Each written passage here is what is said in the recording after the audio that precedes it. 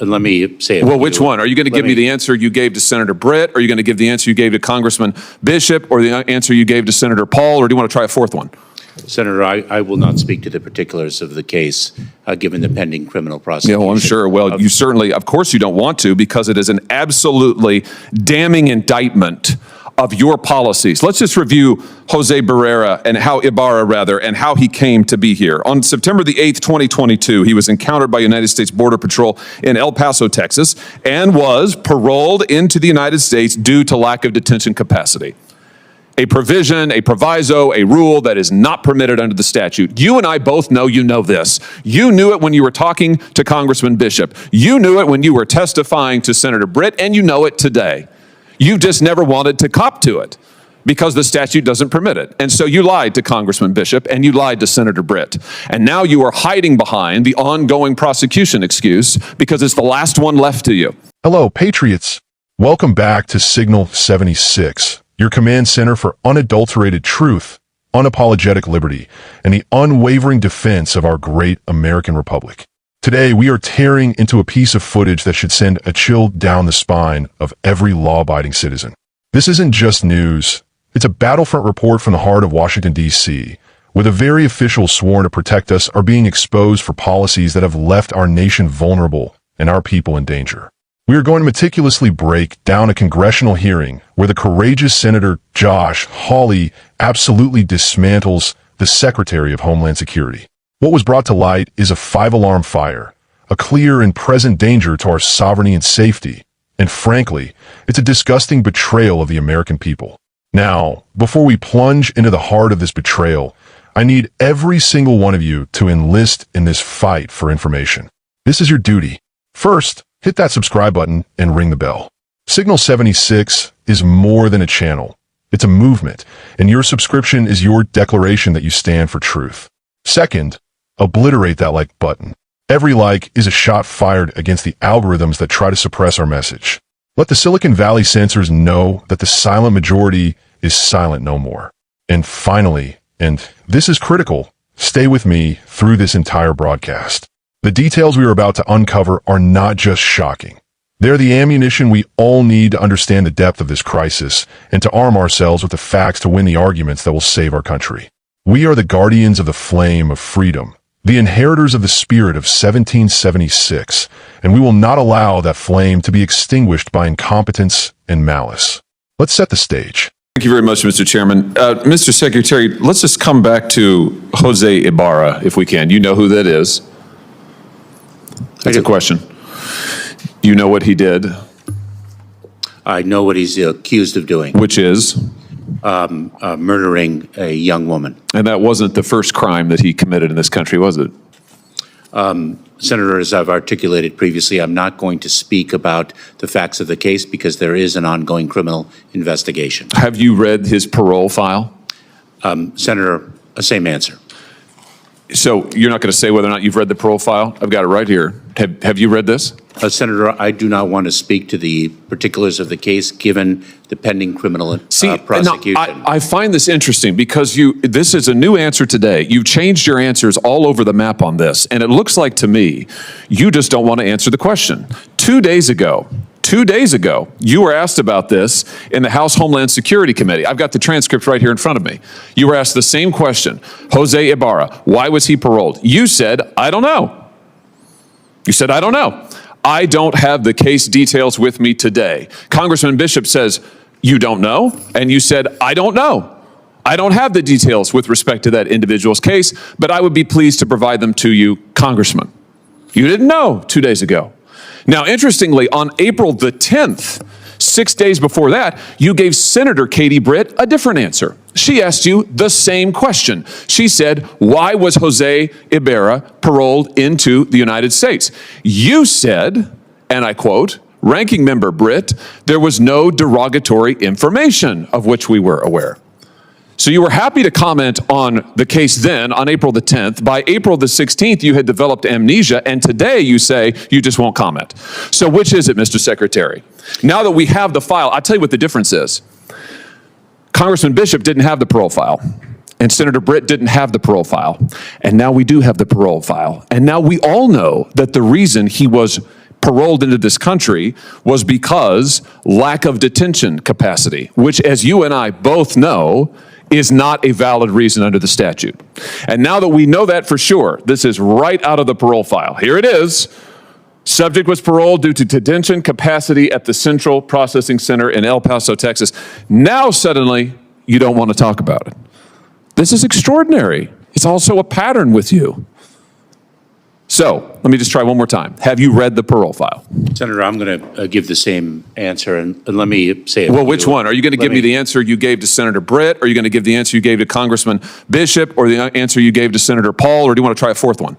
Senator, I will not speak to the particulars of the case, given the pending criminal prosecution. Yeah, well, I'm sure. Well, you certainly, of course you don't want to, because it is an absolutely damning indictment of your policies. Let's just review Jose Barrera and how he came to be here. On September the 8th, 2022, he was encountered by United States Border Patrol in El Paso, Texas, and was paroled into the United States due to lack of detention capacity.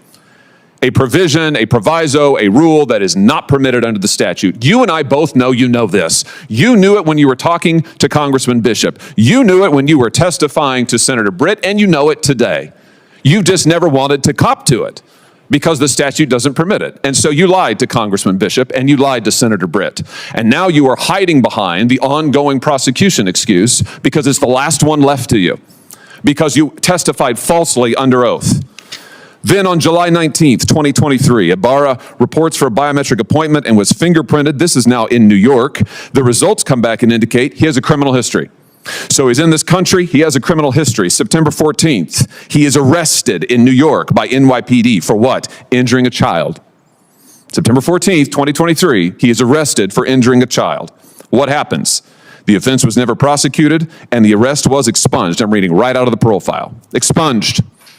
Nothing is done to this guy. He had a criminal record to start with. He's in the country on illegal grounds. You have falsely and illegally allowed him in. He commits a crime against a child. He's not prosecuted. It's expunged. In November, get this, in November, Ibarra files an application for employment authorization. And unbelievably, on December the 9th, 2023, it's approved.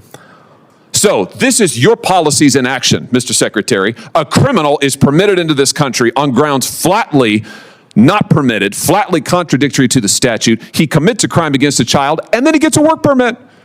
He gets a work permit. You want to know why all of the jobs in the last 2 or 3 years have gone to illegal migrants?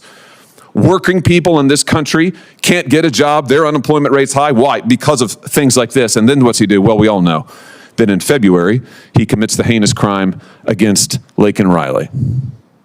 Is this a record that you are proud of? Senator, you've misstated some facts. I have read from the parole file, which you have said you don't recall, don't have, you miscited. I'm reading from it. It is right here. And I've just, pursuant to the speech and debate clause, I have just read it into the record. And the reason is, you have lied repeatedly to Congress and to the American people about this. They deserve to know. And the only way they're going to know is if I tell them. I've just told them. It's in the record now. I've read it verbatim from the parole file. Verbatim. I just want to know, why did you change your story so often? Why didn't you just answer honestly to Congressman Bishop and Senator Britt? Senator, I am confident that justice will be vindicated in the criminal prosecution of the case. Well, hopefully he'll get more of a trial than you got. Otherwise, there'll be no justice for anyone at all. Let me ask you something else. Travis Wolf, do you know that name? Not off the top of my head. Travis Wolf is a 12-year-old boy from Missouri. This is him. Travis was killed on December 20th, 2023, or I should say he was in a tragic attack on that night. He died some weeks later, head-on collision. The person driving the vehicle, who's now been charged with 6 criminal counts, is Indrina Bracco. Do you know who that is? I do not, but let me communicate that I know that all of our hearts break for the family of this young boy who died in that accident. Well, she's an illegal migrant here from Venezuela. Local law enforcement tell me that she was detained briefly at the border in 2023 and then released. And then she commits this crime. Multiple people have been stabbed in O'Fallon, Missouri by illegal migrants.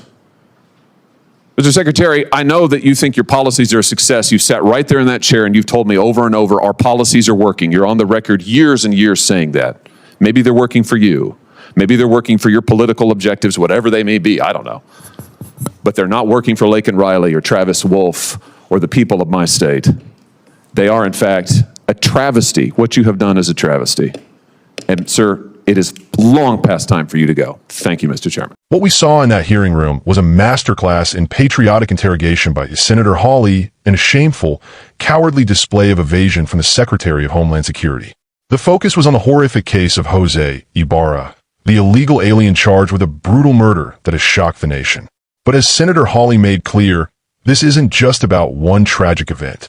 It's about a chain of catastrophic failures, a series of deliberate policy decisions that led directly to that tragedy.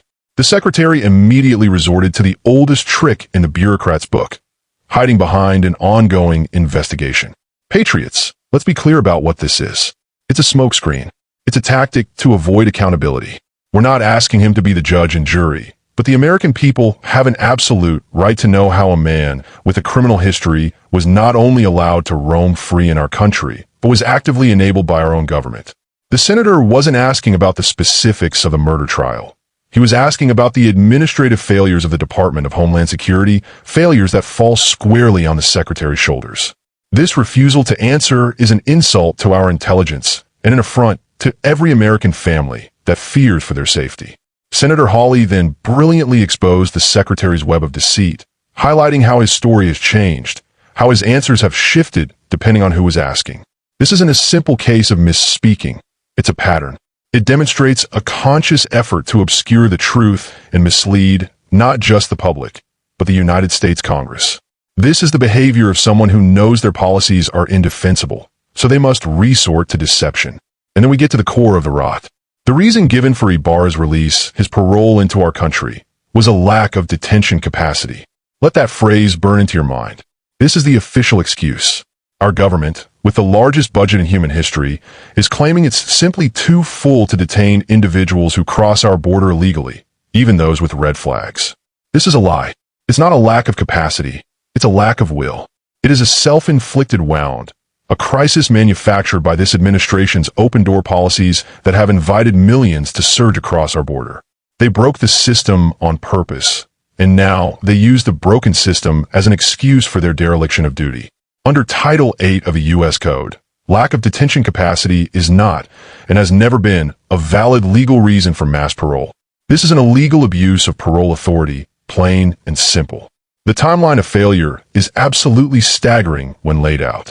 Ibarra is encountered in September 2022. A biometric appointment in July 2023 reveals a prior criminal history. That right there should have been the end of his American vacation. That is a 5-alarm fire, a flashing red light screaming danger. But what happened? Nothing. He was allowed to stay. Then, in September 2023, he is arrested for injuring a child. A second chance, a second massive red flag to remove this individual from our society. And what does this administration do? The charges are expunged, and in December 2023, they reward him. They give him an employment authorization document. They rubber-stamped his presence and gave him the legal ability to work in our country, to embed himself in one of our communities, all while knowing his history. This isn't a crack in the system. It's a gaping chasm of incompetence and ideological blindness. They're not just failing to protect us, they're actively aiding and abetting the very people who would do us harm. The accusation from Senator Hawley that the Secretary lied directly to Congress is the most serious charge of all. He stated he read from Ibarra's file. This means he has the evidence. Lying to Congress is a felony. It's perjury. This isn't a political disagreement anymore. It's a potential crime committed by a cabinet-level official. Where's the mainstream media? Where's the outrage? They're silent because they are complicit. They are the propaganda arm of this failed administration. If this accusation is true, the Secretary must resign in disgrace or be impeached and removed from office. There is no middle ground. And lest we forget, this is not an isolated incident.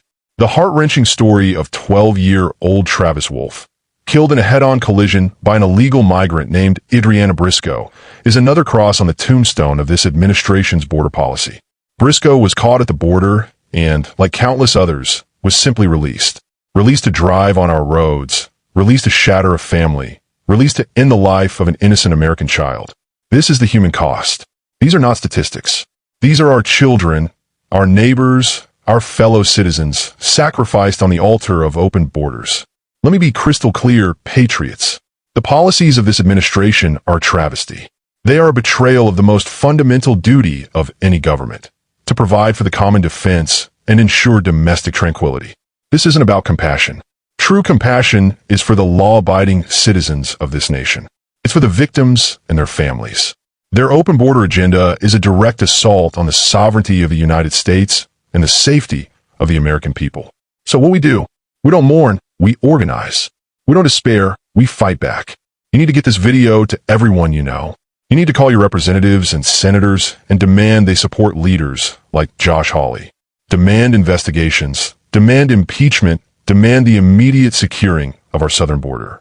We must show up at town halls, support candidates who echo our values, and build a grassroots movement so powerful that they can no longer ignore us. We are the descendants of revolutionaries, and the spirit of 1776 flows in our veins. We will not stand by and watch our republic crumble. Thank you for tuning into Signal 76. Stay angry, stay engaged, and never, ever surrender the fight for our nation. Stay vigilant, patriots, and God bless the United States of America.